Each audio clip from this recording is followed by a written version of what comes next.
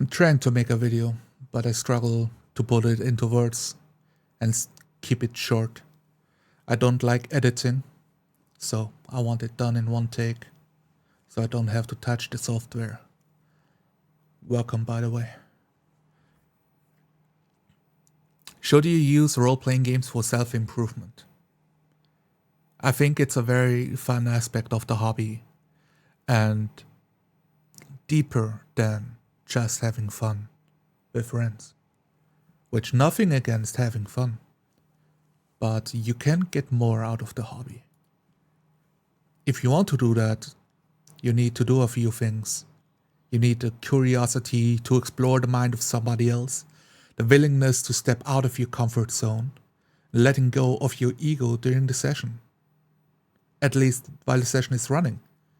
After the session, you're good to go back into your own skin and talk about it.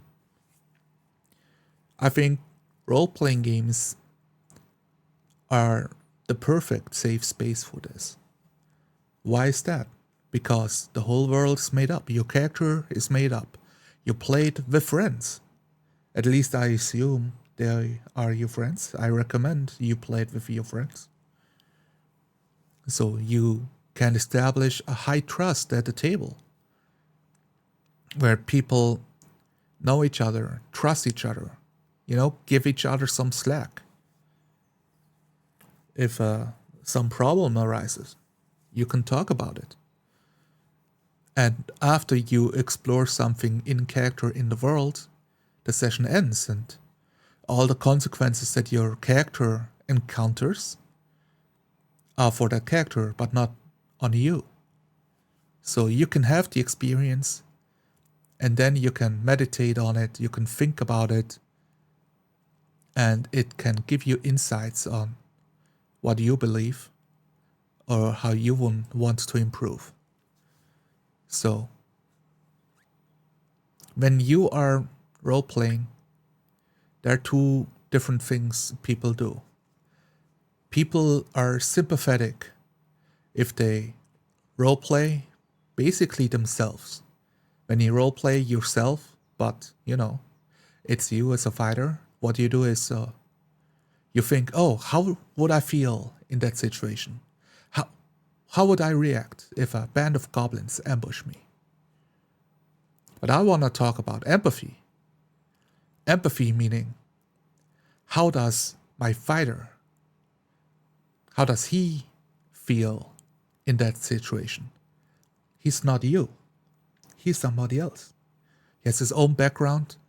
He grew up under different circumstances in a different world with different societal structures. So he will react differently than you. And I recommend you roleplay through that lens of empathy and not sympathy. Not how do you react in that situation, because he is not you. He is somebody else. You are just playing him. That's roleplay. Now,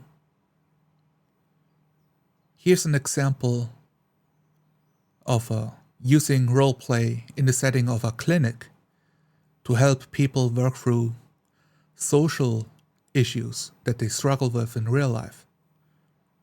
Role-playing games are completely superfluous to achieve this. You don't need to play a game to do this. We play the game for fun. But if you want to improve your habits and gain more out of it, you could do it in the settings of a clinic. So here's an example that I've witnessed. I shared this on a talk show recently on my channel. They facilitated a roleplay session in a clinic. So all the people that joined for the session are there voluntarily. They clearly have some sort of troubles socially or otherwise. Lots of them having to do with depression, clinical depression, stuff like that. So the goal for the session was to help people specifically bridge communication barriers. You're an uncle and a nephew. You want to give the nephew a gift? So you went out of your way to present him with a gift. But he doesn't talk much to you. And you're not sure what kind of hobbies he likes. Every time you try to connect, he blows you off. The nephew feels resentment because the gift has nothing to do with what you like. And you feel the uncle just doesn't care about your life. And you have this conflict of the uncle trying to reach out, but the nephew feeling too cool for school. And the nephew feeling he's not understood. And the uncle doesn't even try. And I think lots of people, you take those relatable moments and roleplay out the scenario on how to talk to each other without it turning into an argument by using conflict resolution skills. Now, I don't have the answers at hand right now, but in that setting, you would go over how to resolve it in the first place, and then you would roleplay it, right? You get the answers, then you try it out for yourself. And if you struggle with that, it can be difficult at first, but through practice, you learn how to do this. So there's a level of agreement that anyone in the scenario has a desire to improve. So you practice in a safe space. You have a professional right there on site, right? If it all goes awry and you get all worked up, like this is to stop that, people don't get angry and resentful and lashing out. That's exactly what you try to solve with those scenarios. Now, if you remove the professional facilitator with a medical background, if you remove the clinic and you replace the desire to improve with the desire to play, you can still role-play those scenarios. But then the forefront of the activity is play, not improvement. Any meaning you might glean for it is secondary to play on the hierarchies of things we are doing during the session. So, if your goal of a role-playing session is to explore yourself first and foremost, then you need the other players to buy in. You cannot spring it on them. This is the part of that I harp on, that a friend of me, Vashik, harped on. The role-playing table is not your therapy session. The game master is not your therapist. They all need to buy in that, oh, you want to use this for self-improvement? Yes or no.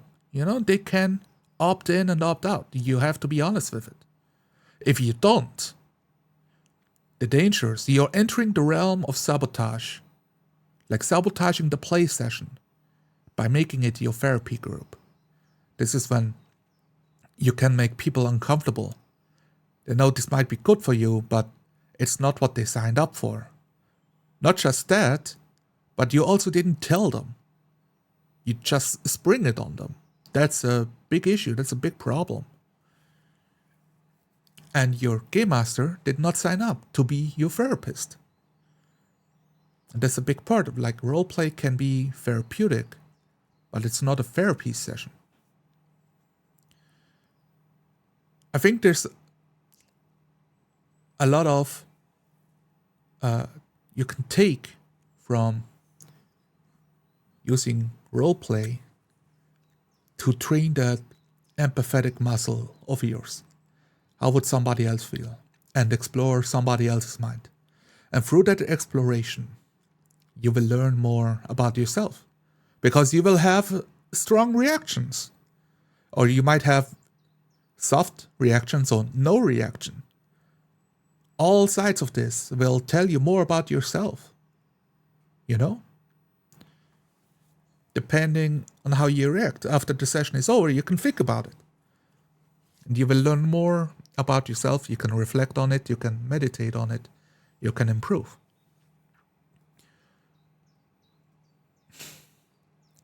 But if the goal is to play, then play. And you can do this as a secondary thing of exploring somebody else's mind. And that way, it doesn't conflict with the other players at your table.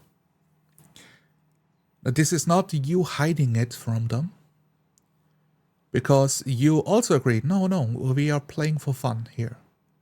That's the goal. That's the agreed upon goal. We play for fun. And underneath that, you might learn something new about the world you're role-playing in, about how a character might take a certain action, even though it's technically pretty selfish and quite evil. You might be able to justify why he would act that way. And now you can enter the realm of philosophy, what that means for that character, and you can decide for yourself, do you agree with this or not? This is how you can probe and prod your moral compass and adjust it as you learn more about yourself.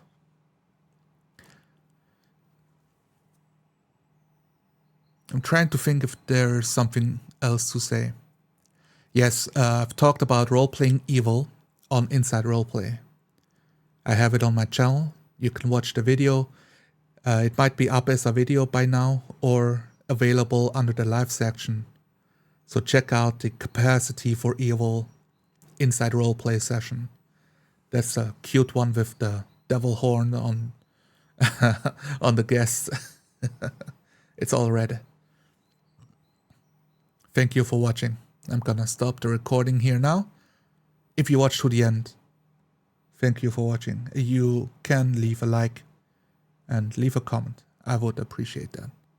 See you around.